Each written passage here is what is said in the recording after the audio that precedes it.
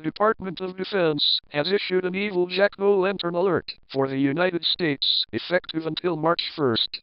Evil jack-o'-lanterns probably on marijuana are going around the entire country and shooting people with AK-47s and machine guns. Are we all fucked? Probably. This is fucking scary. It even has people like George Bush saying, "Wow, this is so freaking bad. It's almost worse than the 2010 Haiti earthquake.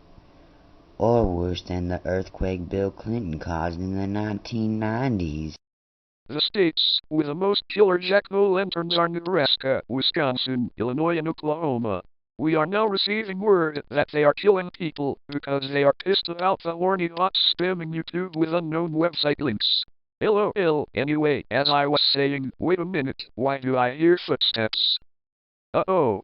187 killer jack-o'-lanterns just entered the EAS headquarters. No! Do not shove the machine gun up my...